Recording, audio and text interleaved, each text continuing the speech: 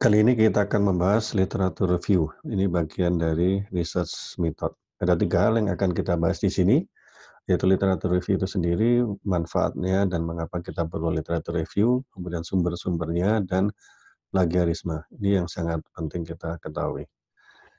Eee, Literatur review itu ada di mana? Ya ini setelah kita memperoleh problem statement yang sudah spesifik. Sehingga, eee literatur review ini nanti akan kita gunakan sebagai dasar untuk menyusun theoretical framework dan kemudian juga untuk menyusun hipotesis. Ini untuk yang model hypothetical-deductive research yang menggunakan penelitian deduktif. Untuk yang induksi, dari literatur review langsung ke research design. Kalau deduksi tadi kita di literatur review ke theoretical framework, hipotesis, baru kemudian menyusun research design. Sedangkan kalau induksi dari literatur review langsung ke research design. Ini yang normalnya ya. Mengapa kita perlu literatur review? Kita ingin untuk memposisikan penelitian ini dari apa pengetahuan yang telah ada. Jadi kita ingin membangun penelitian ini berdasarkan apa yang sudah ada, apa-apa yang sudah diketahui orang, dan kemudian kita bisa tahu apa sumbangsih atau kontribusi dari penelitian ini. Dan kemudian dengan literatur review ini kita juga bisa melihat problem ini dari sudut pandang yang tertentu berdasarkan literatur yang kita punya. Sehingga kita bisa memperoleh pandangan-pandangan yang spesifik yang barangkali insight ya untuk menjelaskan riset yang akan kita jalankan. Dan yang kemudian literatur review ini juga menghindarkan kita dari pemborosan tenaga sumber daya karena reinventing the wheel istilahnya ya.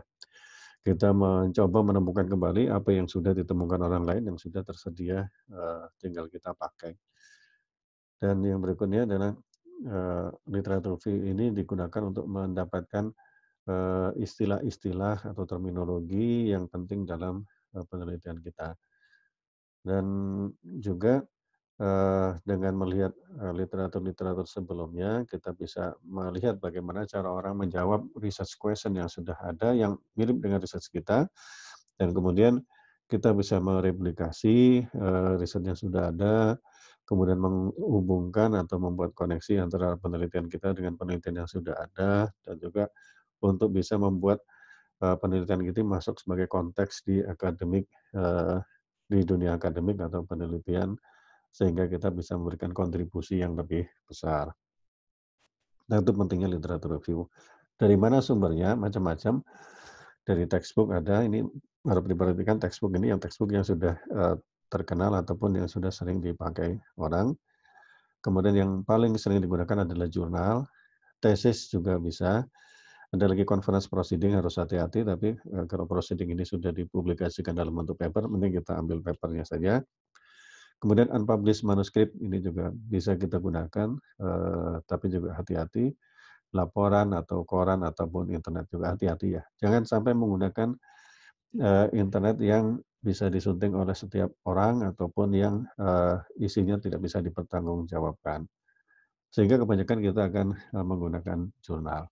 Nah, apa yang harus kita perhatikan dalam mencari literatur atau kualitas dari literatur yang kita gunakan? Yang pertama, kita harus lihat apakah research question atau problem statement-nya itu jelas dan, analytical ya kan. Jadi jelas dan analytical, sehingga kita bisa gunakan dan, analisisnya bisa kita, ambil. Dan kemudian apakah, eee, research question ini relevan dengan apa yang kita lakukan. Dan kemudian apakah research ini berdasarkan dari penelitian sebelumnya. Jadi ini ada kaitannya dengan penelitian sebelumnya atau riset yang ujuk-ujuk ada tanpa memperhitungkan dengan penelitian yang lain sehingga mereka juga tidak berdasarkan atas penelitian sebelumnya. Kemudian apakah studi ini memberikan kontribusi pada bidangnya? Ada studi yang memberikan kontribusi besar atau eh, yang berguna bagi pengetahuan atau bidangnya. Yang berikutnya adakah teori yang mendasari penelitian tersebut ya kan. Kalau ada teorinya berarti kita yakin bahwa ini berdasarkan, atas, sesuatu yang, sudah terbukti sebelumnya. Kemudian, eee, apakah teorinya itu dijelaskan secara jelas, terstruktur, dan meyakinkan sehingga bisa menghubungkan atau menjembatani antara riset tersebut dengan teorinya atau riset tersebut, menggunakan teori tersebut dengan tepat.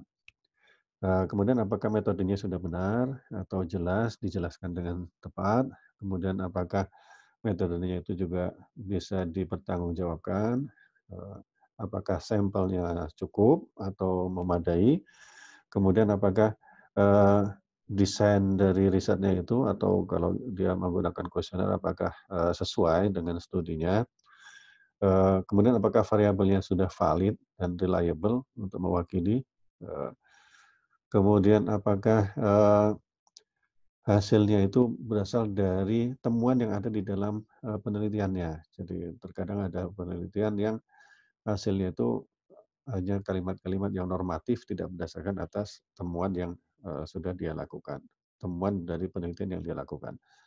Kemudian apakah ini kuantitatif atau kualitatif tergantung dari penelitian yang kita lakukan. Kemudian apakah simpulannya ini memberikan jawaban terhadap, research question dari penelitian tersebut, ya kan. Jadi ini ada benang merah yang terjaga dari research question, analisis atau temuan, dan ke conclusion. Itu kalau ada benang merahnya berarti ini, paper atau literatur yang baik. Kemudian apakah peneliti juga atau paper tersebut juga menjelaskan adanya keterbatasan, karena tidak mungkin satu paper atau penelitian bisa mencakup semua hal, sehingga kalau dijelaskan keterbatasannya kita bisa paham, bagaimana riset itu dilakukan. Nah, ini kira-kira kualitas dari, literatur yang, akan kita gunakan, semakin bagus literaturnya maka penelitian kita akan menjadi semakin berbobot juga.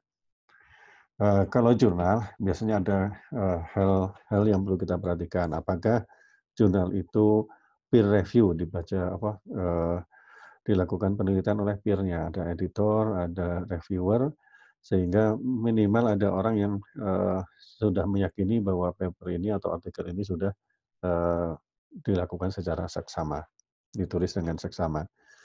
Kemudian apakah jurnal ini juga mempunyai impact faktor yang besar, apakah ini juga, banyak dipakai oleh kalangan, eee, akademisi atau, dipakai oleh peneliti yang lain. Sehingga pada intinya apabila artikel ini penting, maka dia akan banyak sitasi yang dilakukan, sehingga kita bisa melihat semakin banyak sitasinya, maka semakin penting, artikel atau jurnal tersebut. Nah, yang perlu kita perhatikan untuk literatur review ini jangan sampai kita terjerumus dalam plagiarisme. Ada 2 macam plagiarisme di sini, yaitu pertama, sumbernya nggak disebutkan. Nah, ini yang paling berbahaya, ya kan, sumbernya tidak disebutkan. Apa aja ini? Yaitu ghostwriter ini adalah jadi memasukkan paper secara utuh dari, punya orang lain. Jadi mengakui sebagai miliknya sendiri. Ada juga yang fotokopi, yaitu dia memasukkan bagian besar dari suatu sumber tanpa menyebutkan sumbernya, sebagian besar ya kan, dari papernya. Ada juga potluck paper, yaitu mengambil dari berbagai bagian dari berbagai sumber, kemudian mengubah kalimatnya biar bisa nyambung dan kemudian, eee, tidak memberikan catatan bahwa ini diambil dari mana. Ini potluck paper. Jadi seperti, membuat, kalau kita membuat rangkuman atau membuat ini ya, puzzle ya, jigsaw. Kemudian ada juga poor disguise, ini adalah, eee jadi isinya masih tetap sama, cuman diganti kalimatnya, diganti ini sehingga disamarkan agar tidak kelihatan seperti paper yang aslinya. Kemudian yang berikutnya adalah labor of laziness. Nah, ini diparafrase semua bahan yang dia miliki, jadi diambil dari berbagai paper, diparafrase sehingga berbeda dengan dengan aslinya. Ini pun kalau dicek dengan barangkali dengan uji plagiarisme pun nggak akan bisa masuk karena dia sudah parafrase dengan baik, tapi tidak menyebutkan sumbernya, dan effort yang sangat berat ini makanya disebut labor ya, effort yang sangat berat ini tidak digunakan untuk membuat kalimat sendiri atau membuat, paper yang original, tapi dia hanya mengambil dari orang lain. Ada juga yang terakhir self stealer, mencuri dari diri sendiri, yaitu, menggunakan bagian besar dari, karya dia sendiri. Walaupun ini karya dia sendiri, tapi ini agak melanggar karena diharapkan setiap paper itu adalah, ada sesuatu yang original, ini bagi keperluan akademik ya. Nah ini yang sumbernya nggak disebut. Ada juga paper yang sumbernya sudah disebut, tapi masih disebut plagiarism juga. Kenapa? Pertama, misalkan forgotten footnote itu disebut namanya tapi tidak sebut detailnya, di paper yang mana, tahun mana, sehingga kita tidak bisa nemukan. Kemudian yang kedua, disebut juga namanya, asalnya dari mana, tahun berapa, tapi ini dibikin salah atau inakurat sehingga tidak bisa ditemukan juga sumbernya, sehingga ini, dianggap juga sebagai plagiarism. Atau ada juga yang too perfect paraphrase, yaitu, eee, di-copy atau diambil dari sumber yang lain, disebutkan, sumbernya, tapi kemudian tidak diberikan, quotation mark atau tanda petik sebagai tanda bahwa ini diambil secara, eee, harfiah dari tempat yang lain. Jadi, diambil, dikutip, tapi tanpa memberikan tanda kutip. Walaupun, eee, diberikan, sumbernya, karena dianggap sebagai kalau tidak diberikan tanda petik ini dianggap adalah pemikiran dari, ide dari pengarang itu sendiri, penulis itu sendiri, sehingga ini agak, disebut masih sebagai plagiarisme. Yang berikutnya adalah resourceful citer, nah ini mengambil, dari berbagai sumber, kemudian memparafrase, dan kemudian masih menyebutkan, sumbernya dengan baik, tapi di sini dia hanya mengambil-ngambil aja, tapi tidak memberikan, karya dia sendiri, sesuatu yang original dari dia sendiri. Jadi ini agak susah karena, kelihatannya memang, sangat bagus, penuh dengan kalimat yang bagus, dengan ada, sumbernya, tapi ternyata tidak ada ide dia sendiri yang di situ dimasukkan di situ. Ini resource writer. Nah, yang terakhir ini, mungkin agak ini ya, perfect crime. Jadi dia ngambil dari berbagai sumber, ada yang dikasih tanda kutip, tanda petik ya, ini adalah sumbernya dari mana, kemudian ada yang diparafrase. Nah, asumsinya, eee, kalau dia tidak ada tanda petik itu adalah dia sendiri. Nah ini padahal dia ambil yang tidak ada tanda petik tadi adalah dari sumber itu juga, sehingga ini menyebabkan kita mengira yang dia tulis itu adalah pemikiran dia sendiri, padahal itu bukan, hanya parafrase dari, sumber lain, yang kutipannya barangkali sudah dia sebutkan. Jadi, di kalimat yang pertama dikutip, kalimat yang kedua dia parafrase, tapi yang diparafrase itu tidak menyebutkan bahwa ini dari sumber, yang, sama. Ini adalah, plagiarism.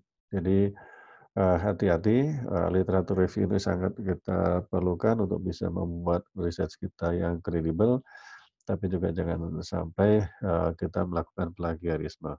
Demikian, semoga bermanfaat dan barokah buat kita semua.